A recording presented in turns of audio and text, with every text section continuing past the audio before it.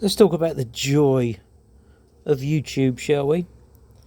So, pretty much all the time, if I make a video and it goes over a minute, no one watches it. If no one watches it right to the end, then the algorithm hides it. That way, no one ever sees anything that I do. So I break the videos up into bite-sized chunks so that you can watch a bit and then watch another bit and then watch another bit and get to the conclusion. Well, the money shot, the pop shot, the bit that you've actually came for is usually in one of the later parts, not in part one.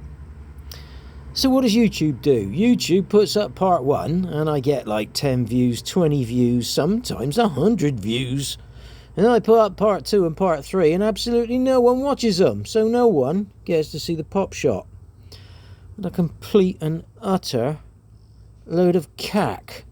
So part 1 and part 2 explained what's going on here. But of course you've just turned up at part 3. So you have no idea what's going on. So let's tell you what's going on.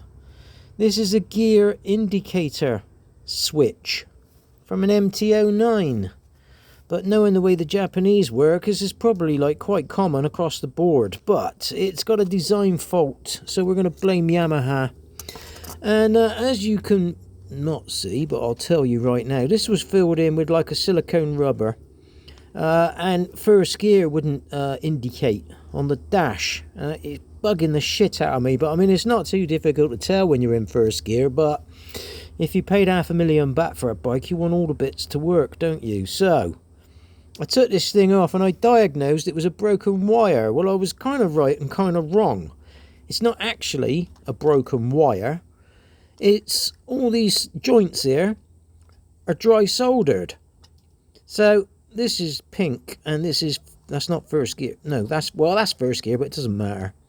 This had dry soldered, so it fell off of there, but it was still making a contact. So by wiggling the switch around, it would work.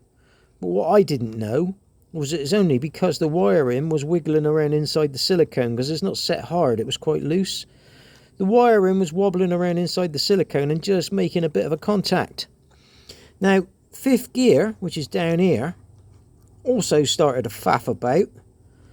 And what I did when I was checking this thing over, I pulled the wires back like that, and suddenly there was a rip in the bottom of the silicone, and I could see the grey wire there, fifth gear, wasn't touching that copper, brass, whatever you call it, contact. It wasn't even touching it. So that's what was happening. Basically, they were all just touching against the contacts and not actually soldered on. Well, those two, that one and that one, weren't. These three were, but as I was pulling the silicone off, they just fell out. That shows you what a shit job that was. So it's taken me 3 minutes to explain what I'm doing in part 3, which I'd already explained in part 1 and part 2, but thanks to YouTube, you've not bothered to watch part 1 and part 2, probably because you haven't found it. Rant over. So if these epoxy terminals fall off real easy because they won't take, what chance have I got? Well, I don't know. But I'll tell you what I'm using. That mighty big ass mother there, which is going to be a right complete ball ache to try and get in here and navigate all these little switches, all these little terminals.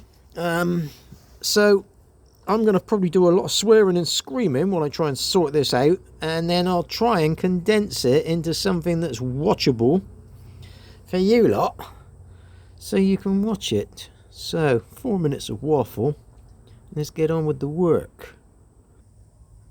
I've actually just hit them with a 1mm drill, just to see what they're made of, and they are actually made of brass stroke copper, whatever it is. Now I could drill deep down into them and then like roughly fill them with solder, and then hopefully get the plugs hot enough that I could dip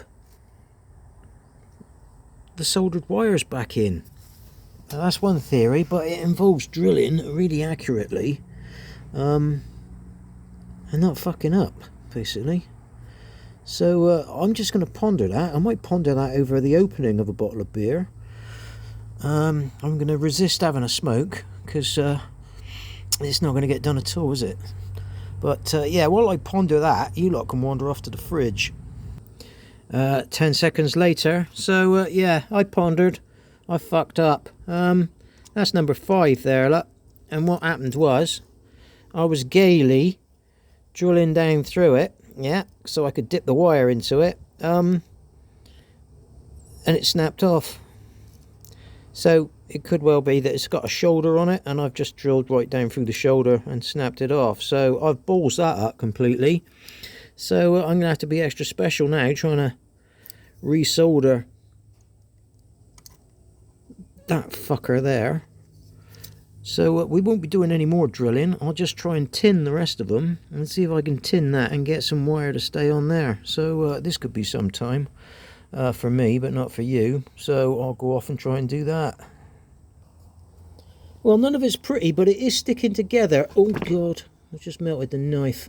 Yeah, none of it's pretty. It is sticking together. You're not going to be able to see what I'm doing, but I'll just let the camera run anyway, just for the hell of it.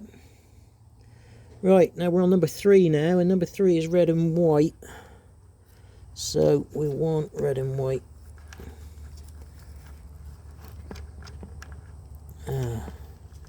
Put your soldering iron back down, pull your wires up through. This is going to run a little bit of time in it, like, you know, so you're either interested or you're not. I know the algorithm's not interested in me. If I was like dressed up as a bloody penguin or something, like, you know, whacking myself with a kipper, I'd have 400 trillion views on this.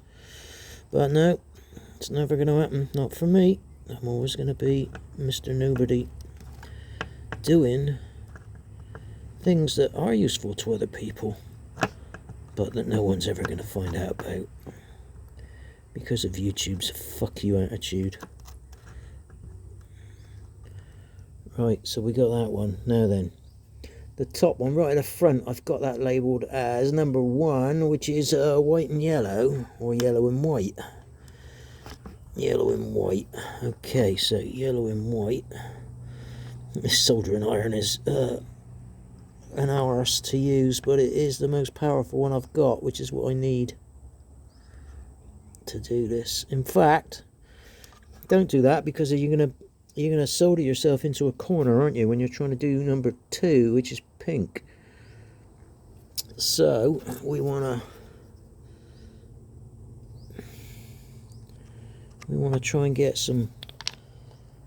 Also, I'm using some solder from like God knows where. It's old and grey and rubbish, but it is what it is, because we are out in the wild, and beggars can't be choosers out here. I'm only watching what I'm doing. I can't see what you can see, so apologies if you can't see jack shit.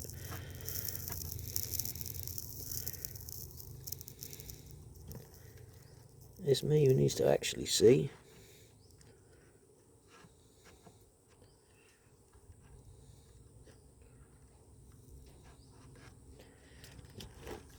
Well, it's tinned on there so well that I can't pull the solder back off. There we go. So I'd like to think that that was tinned on there. So we're going to go with the pink one now. Then can I introduce you? No, you'll just have to guess what I'm doing. Just guess what I'm doing. Just lay some bets on whether this will work at the end. Right, he's gone in. I don't think I've got any tin on that one either, have I? Let's just tin the last one up, if we can, without burning all the other wires. He says, while burning all the other wires.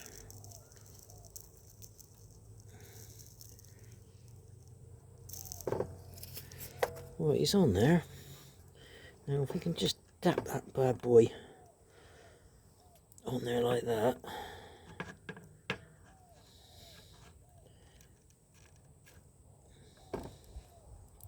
No, he's not on.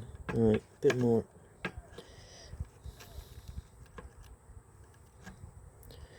There's a fly on my arm, and normally I freak out when they do that, but I can't move. Right, I'll pick it up. So, it may not look award-winning, but I've got all 7 wires attached, which is 2 more than what Yamaha managed to do. So I think I'll pat myself on the back and go and open a bottle of beer for that.